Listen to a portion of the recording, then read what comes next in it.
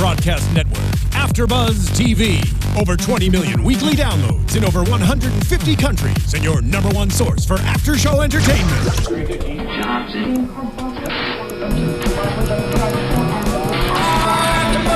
AFTERBUZZ TV, the destination for TV superfans. Producing after-shows for over 300 of your favorite TV shows. Interviewing celebrities and showrunners. And bringing you behind-the-scenes exclusives. All thanks to E! Entertainment's Maria Menounos, producer Kevin Undergaro, and internet leader Akamai. Now, let the buzz begin! Ladies and gentlemen, that episode took place. Episode called Atonement of Revenge. This is going to be a different episode. I'm Koppel here in studio. Hey y'all. Phil Svitek. And we have not killed off the rest of our co-hosts. Roxy Stryer and Christina Kaplan are not here. What timing that they are not here for the most epic episode of all time. Ever. We're going to talk about it right off the bat. Daniel's death. Daniel's dead. Phil, I just don't even know how to feel anymore because I had very mixed emotions with this episode because I was so happy to see Henry Czerny. Nobody's happier to see Henry Czerny than I am. I yelled when I saw his name on in the credits. Just in the credits, you know. It's gonna happen. And then they killed Daniel. Then they killed off Daniel. I just don't know how to feel. And you know what? We'll kind of go down the list of who we thought it was as it progressed throughout the episode. I should have seen it coming because it was using the device of the poems and the letter. The episode was very poetic, and that's Daniel, and Daniel's dead. That, I don't know that I would have said, oh, we should have seen it coming because it was so poetic. You did hate on it a little bit. You're like, is he going to read a poem? I wanted him to read a poem. I wish he would have now. I don't think we ever heard any of his poems. I mean... Now they're just lost. You know what they could do, Revenge writers, if you're out there, I think you should release a book of Daniel's poetry. We would buy it. Okay, let's... Again, because this is... We just watched this episode. Our emotions are really high. They're really high. We're too excited. We're going to be all over the place, but how does this make you feel? I'm torn because I love him as a character, even though he's so flawed. And with the baby on the way now, he was going to a good place. And we were talking about the chemistry between him and Emily Van Camp, and obviously they're dating in real life. So it's a huge loss to the show on multiple levels. You know what I'm saying? So how do you feel about this as soon as you're done adjusting your mic? Yeah, I'm just trying to adjust it to make it. Thank you. I think I just said, Phil, I don't know how to feel right now. It's just so... Make up an emotion. Is it sad? Is it mad? Is it glad? All right. Well, strictly speaking about Daniel, yeah, I think what a major loss for the show as it stands. And I'm not saying that I've lost faith and this is the end of Revenge, because as much as I miss Henry Czerny, right, it's been really good this season, but right now I just feel like what a loss. How are they going to go on? And I was loving Daniel and Emily together, and I just really wanted to see that progress. And so yeah, I would say overall I'm really sad, but I thought it was an amazing the teaser was revenge deaths are always great, right? For lack of a better word, whatever they used in the marketing. And this was so epic. It was.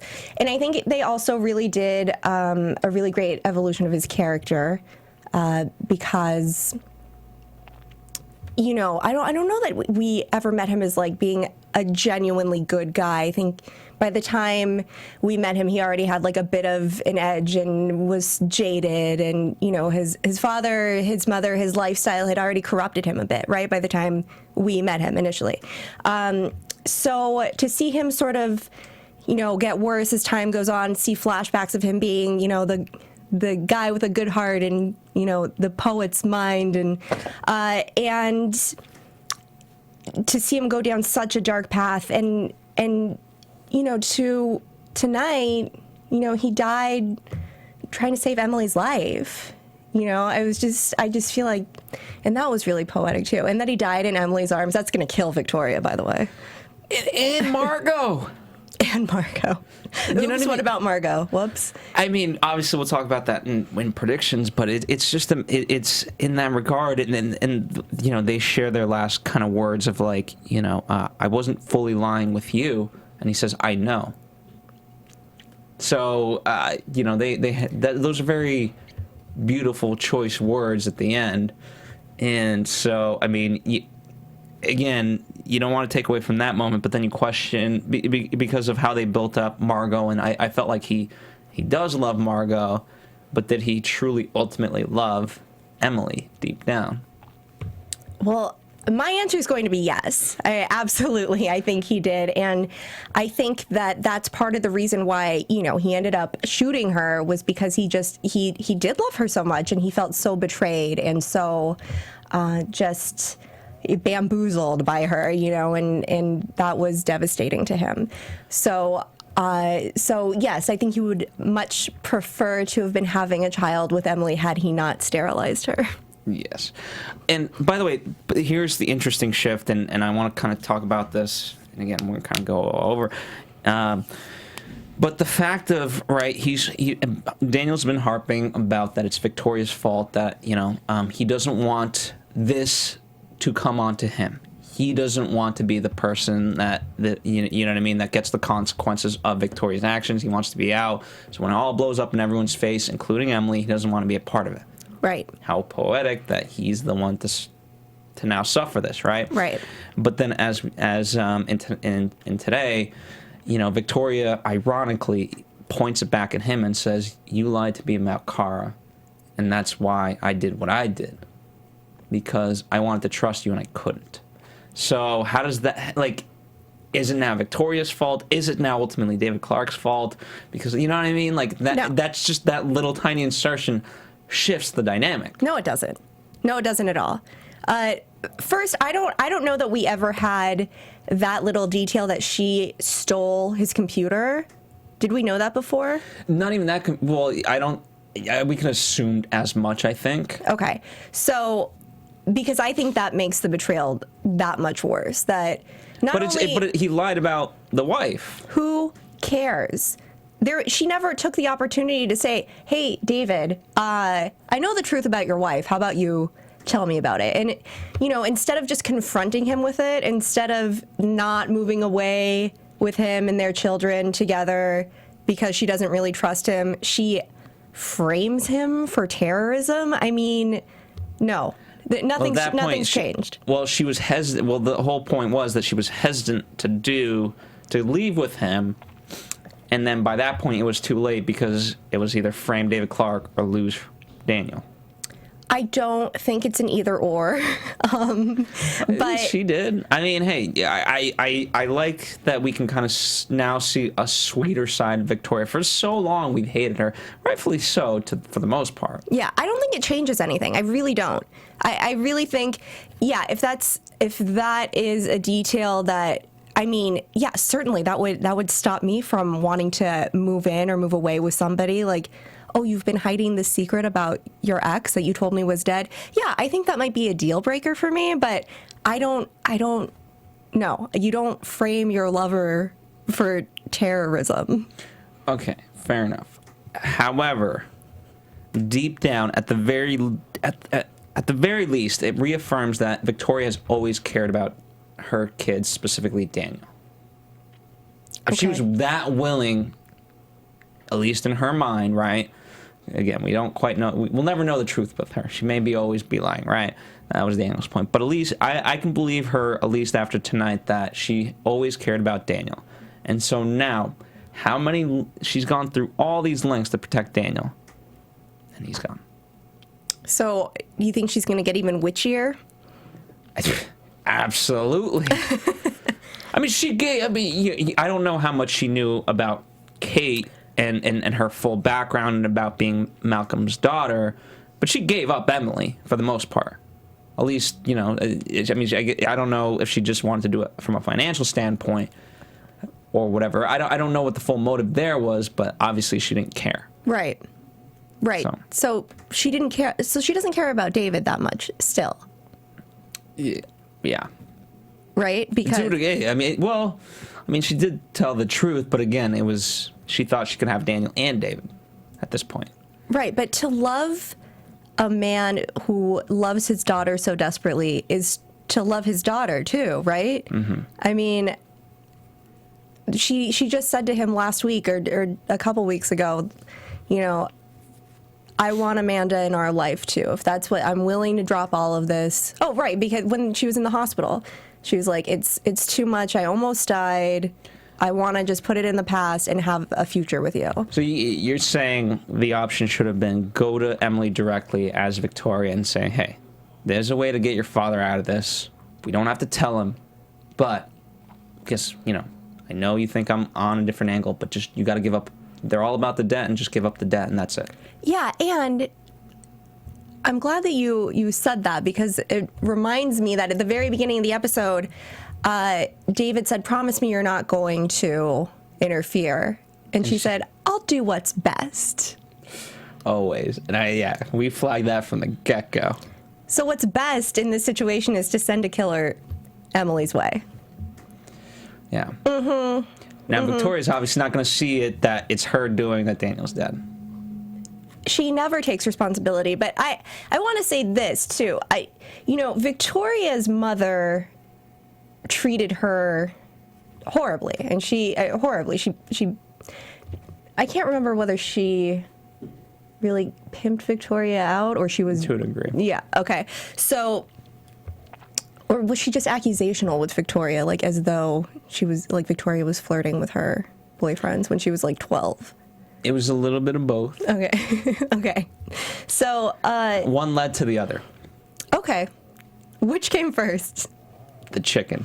Okay, perfect. So I feel like Victoria really never got like the kind of nurturing, mothering. None of them did, though. No, I know, but how is Victoria supposed to like nurture and love when she never got that as a child? Which, like, you know, your formative years, those are important. That's when you learn all the nurturing and loving. Yeah, but it just seems like. It just seems whether it's this TV show or any other TV show. So let's talk about Daniel, though. Right, he's becoming a father. Right. And so is Margot. So this is the time to kind of reflect on your life. Who am I? What have I become? How did I become this? Do I want to be this? And how do I change if I don't? So even though Victoria didn't have that in her life, she could look upon that and be like, did I like this? No. What can I do differently as a mother? Okay. And where's Charlotte? She's going to find out. Yeah. She'll be at that funeral. She better be. I mean, this is her brother. This is the man that's paid her rent for the last year, at least 2 years. Absolutely. All right, so we've kind of, in a good way, taken a path of not talking about Daniel as much. So let's talk about, as we're going through this episode, okay. David sets his own plan in motion and says, hey, whatever happened, to Emily, whatever happens tonight, just go with it. And he buys poison off of a man who says he's changed, meaning David Clark. And we're watching this, and right before we go to commercial break, we're having lovely wine, and in it goes... the belladonna. It's like it's a plant. It's an herb. It's poison. But it's poisonous, right? It could take down and I thought at first it was like, okay, it can take down a 200-pound person. This person can be over 200 pounds. I thought, I didn't know where we're going with this, and then it didn't really matter much because it's Victoria, and there's no way she's over 200 pounds. Well, he said 200-pound man, and so I think they threw that in there because, like, Victoria's such a tiny woman, right? So I think that's why that line was like, it's definitely going to kill Victoria. Yes, no, absolutely, and plus it threw us off the trail of, like, it could take down a man, and so we thought, is he going to kill Malcolm? Like, who's he going to kill? Right. Yeah, who could he possibly go after? We thought, like, he's going to directly kill Malcolm Black. I did. I don't know about you. Yeah, well, yeah. or at least that was the motive. Right. Not. Right. He was like, I've been a prisoner and I won't be anymore. I'm not gonna. Yeah, I thought he was going after milk and blood. Certainly not a good relationship if the person you say you love, you're debating about whether or not you should poison. Yeah, well, I'm glad to see it, though, because I was really concerned that he was just totally trusting her. But I guess it's one of those keep your friends close and your enemies. But that's not good when you can. It's not good in a relationship when you can snap at any moment. And instead of being like, Victoria, listen, I feel like you keep lying to me, and I love you, but you gotta stop lying to me. So let's be honest, rather than like, yeah, I feel like she's lying to me. Let me poison her. Yeah. You know what I mean? That's quite an extreme to jump to. Well, I feel like he was in prison for how many years? And then underground all those other years. I mean, he wasn't in that silo really, but he had to keep like under, like off the grid, you know? And that was all her doing. But does he know that? But, well, he certainly does now. But he's known, I mean, he knew that like he didn't really blow up that flight. So, and who would have been more responsible than the Graysons? But again, but that's what I'm saying. At the very, like, you know, first off, the one clue, and I don't know how we got this, and we can maybe speak to it. Whoever was going to die was going to be close to Conrad, which should have been a dead giveaway, by the way, because they kept using flashbacks of Conrad and Daniel. Yeah, it's so true. It's so true.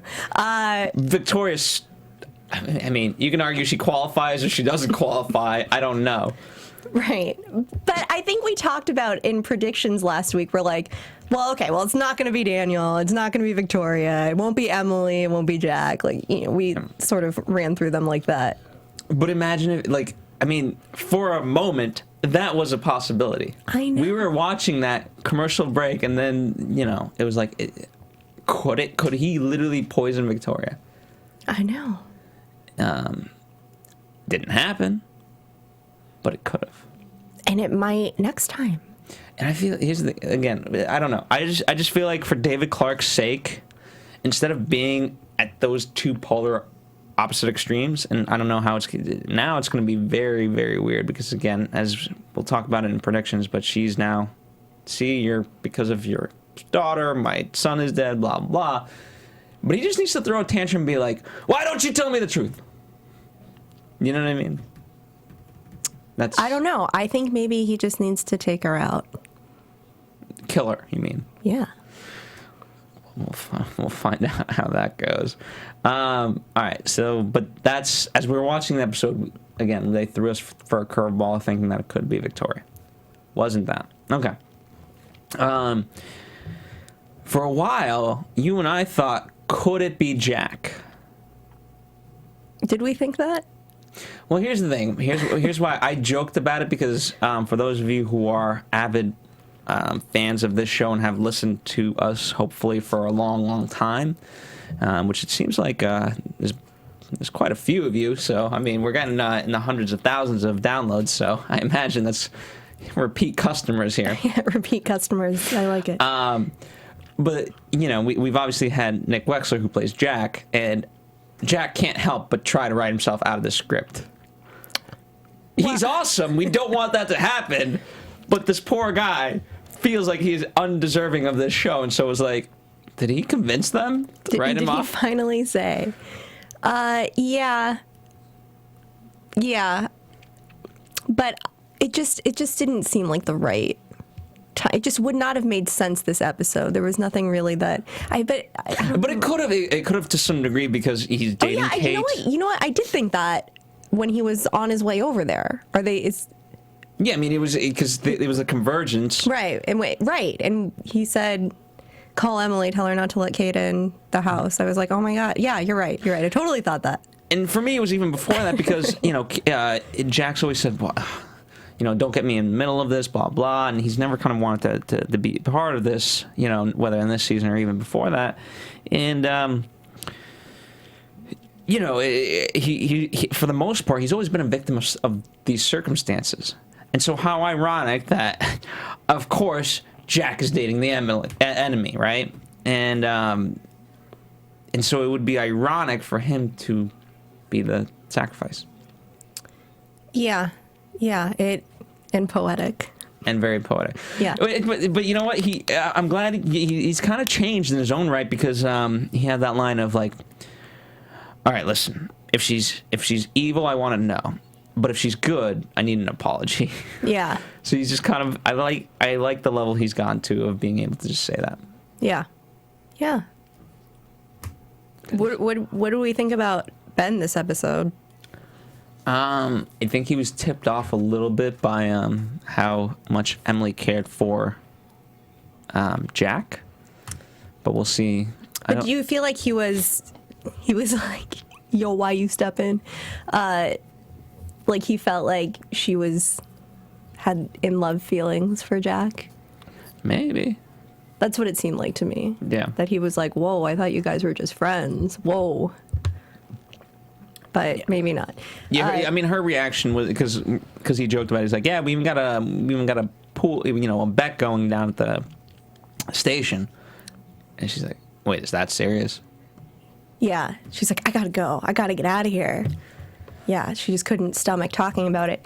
But he's got to start getting more into, he's going to have to start investigating her at some point, I think, right? Because he just keeps running into her everywhere he's investigating or dropping off files. Well, I mean, not to get too far into this, but now it's going to be very suspicious. Okay, you have Daniel who's dead.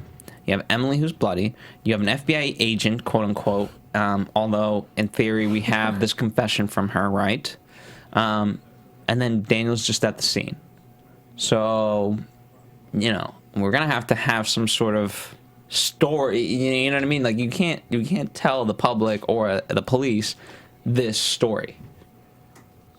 When they have her tape confession. Yeah, but Emily never likes that. She's like, no cops on this, no truth. Let me handle it. But then even so, like, okay, so you can reveal that she's Malcolm's daughter, but then okay, why is she after you? Oh, because of David Clark, and then what else? And how did Daniel know?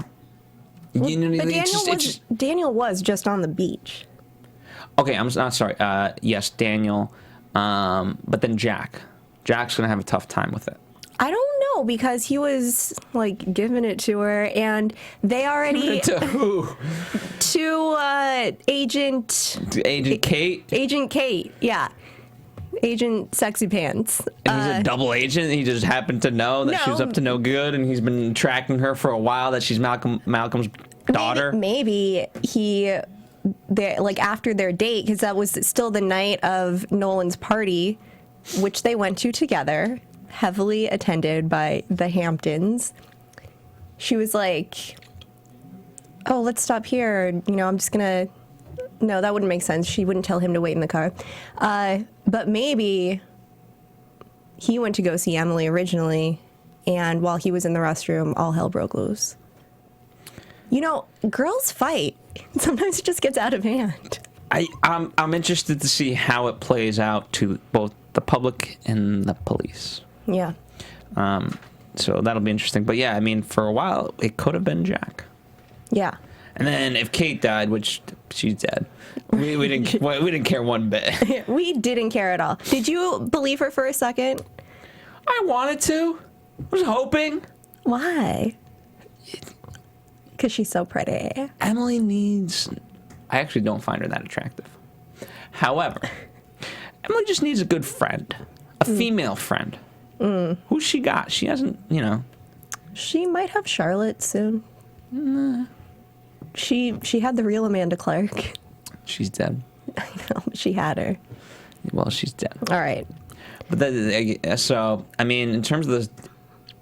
By the way, all the suspects we predicted... Yeah, we were way off. We predicted Ben. Ben was barely in this episode. Ugh. And we predicted Margot. I really hated Margot at the very end, at the last shot, when they were like, when Daniel's poem was being read, or letter. It's not a poem, his letter to his father is being read, and she was just like in her bathroom, like spraying on perfume. I just like wanted to punch her in her stupid pregnant face.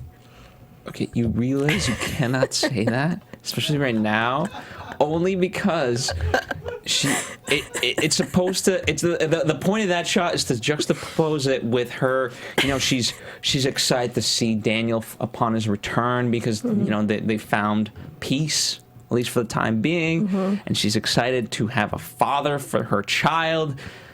Unbeknownst to her, he is dead. Yeah. That's. So I don't know if you can make those statements without getting a lot of fan backlash. Well, I will take the fan backlash. I don't know any fan who's like, yeah, we love Margot. Great. Yeah. Okay, but you have to empathize with her. I also feel like it's a huge French stereotype, which I don't think is okay to just like be just, you know, layering on the perfume right before bed. It just doesn't. Who does that? The French don't really do that. I feel like it's a horrible stereotype. I feel like you're missing the point. What's the point, Phil? I don't like Margot. I don't like her. I wish she would have been the one. Okay, the point is that this is Daniel's. Daniel wanted to be a father, now he's not a father. I know, which is awful. This is Daniel's fight. We lost Daniel and kept Margot. That is the bigger loss. Yeah. Truthfully. Yeah. I know. I mean, here's the thing. No offense. Again, we went through it and we picked our picks because that's who we were willing to sacrifice. That's true. But at some point, I said, "Oh well, maybe it's like Conrad's grandchild is kind of close to Conrad." So therefore, my point. I was like really hoping that it was going to be Margot. I'm over her. Get her out of here. Oh, she's going to stay around. Well, maybe not. Maybe she'll be so devastated that she'll just go back to France. You realize she has now a strong hatred for Emily. She has to. Just because Daniel died in her arms trying to save her life? Yes. Because if it wasn't for her lies, none of this would have happened. You know what I'm saying? No. It's just, think about it. The whole show wouldn't have happened if not for her lies, but I understand this. Okay, so we've talked about Victoria. We've talked about Kate. I don't know. Let's talk about Nolan and let's talk about Lolan. Just because I don't know what else really there's done. Then we'll get back to Daniel again. Okay. We'll bring this full circle. But let's talk about Lolan. Okay. Amazing selfie. I know. Is he falling for her? Is there a connection? Okay.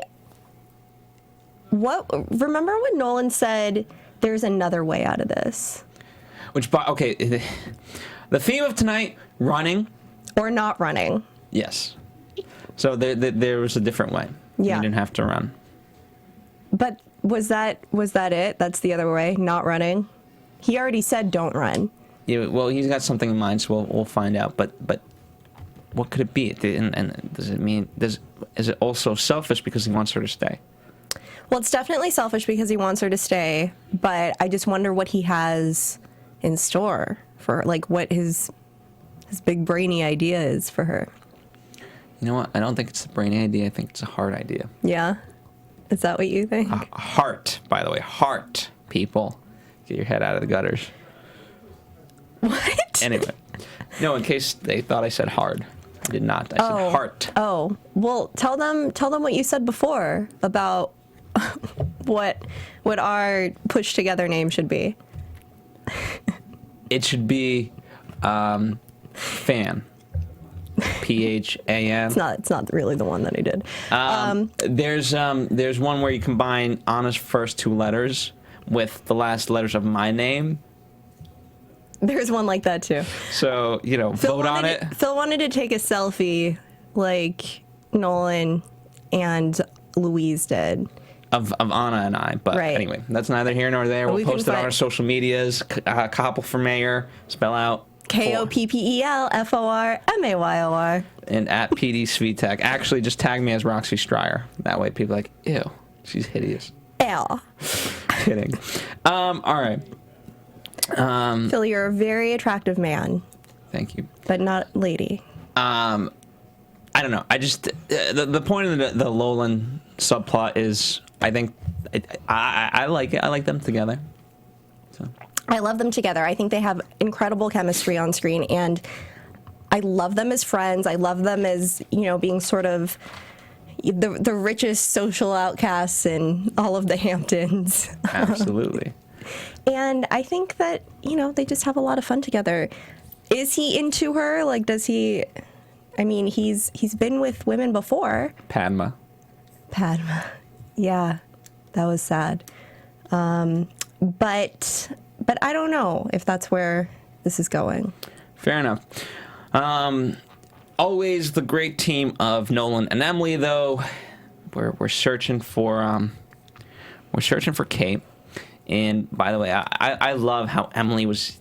She was just amazing with her, taking the phone, taking the clip from the gun. Yeah. Very fast, and she showed Kate, like, don't mess with me. She must know close-up magic, but yeah. Nolan, by the way, I liked how he tried to do his fighting. Yeah, and she's like, don't do that. Stop that. Embarrassing. Yeah. He did like that thing where he like shook his hand, It's like, Let's talk about the final fight, because I mean it was just so intense. It was a fun girl fight. It was. Yeah. And here's the thing. Right off the bat, I said I feel like Emily should have an advantage because it's her home. It's not her home, but it's right. But she's been in there a lot. Yeah. And it was Kate's first time. Yeah. So she should have an environmental advantage. Right. And as soon as we were on the balcony, I was reminded of what happened to Amanda, and I knew something bad was going to happen. Right. And the fact that I didn't think that it would happen to Emily. I thought Emily would actually be the one to push her off. That would have been too easy. It would have. I hoped too much in this episode. Yeah. And that was my downfall. Yeah. You're always so full of hope, Phil. I am, but I mean, going back to the hiding, I wrote surviving equals hiding, which equals cowards, and then at the end, well, I also want to talk about when Daniel gets confronted by his father, right? Mm-hmm. Right before he's going into, to make his confession, he says, do you want to do this? Is this the choice that you want to make? And obviously Daniel didn't kind of go through with it, but there's a great book by Franz Kafka called America.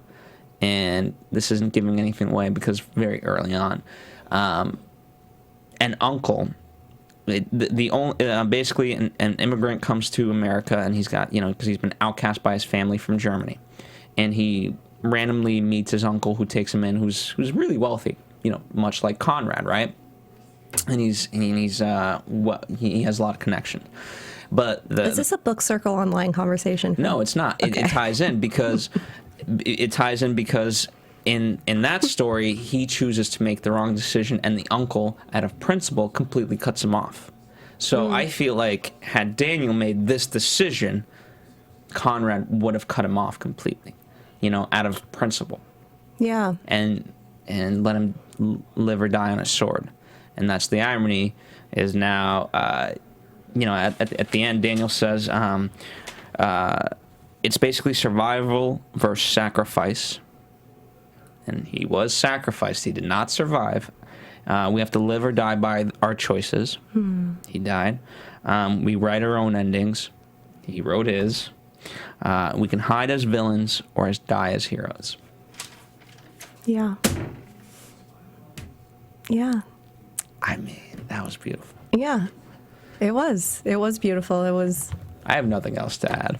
As you would say, poetic. It was. This was out of all the episodes, there have been great episodes. This, for me, was the best episode. I completely agree. Mostly, I mean, it was just so shocking, but for me, a Henry Czerny episode is a happy episode. Don't you feel like he adds so much to the show? He was really good. And because it was the conversation on the beach of like, it was just so polarizing. There's gods and there's insects. Stop caring about the ants. Right. It's like, whoa. But that's just who he. Yeah, I mean, like Conrad was a villain, you know, and we definitely learned more about how Daniel grew into who he came to be because of I just feel like he just adds so much dimension to the show. I just love him. All right. Anything else to talk about? I mean, this is the time. This is the place. This is the time. This is the place. This is the only place until January 4th. Right. We don't want to miss anything. Oh, yes. I do want to touch on this. Victoria going to see Margot. Yes. Let's talk about that. I just feel like it's just another example, another time where Victoria is just so phony. And, you know, her relationship with Margot, I mean, what is it? Does she care about her now that she's pregnant with... Well, does she? Does she care about her now that she's pregnant with Daniel's child? Or... Because I just feel like she never cared about Margot, and she just... I don't know, but I felt like she was just completely disingenuous in the whole scene. And I felt like she was... it felt a little... Like, have you ever gone to a palm reader? Like, no. You've never just, like, stopped in Hollywood somewhere and just been, like, paid the $5? No? Okay. Sorry. But you've seen it happen, right? I've seen plenty of movies. Okay. I've seen Pee Wee Herman. Perfect. So I feel like that's what Victoria was doing. Like, that's how it felt to me. Like, Victoria was, like, palm reading. She's like, but you're having second doubts, right? Like, but now you're thinking of raising it alone. And now I don't know, it just felt like, what are you doing? I actually thought it was a beautiful scene. Did you? Okay. So, I disagree. That's what we do here. It's okay. You're allowed. Fair enough. That's why we're separated by this whole table. That's the only reason.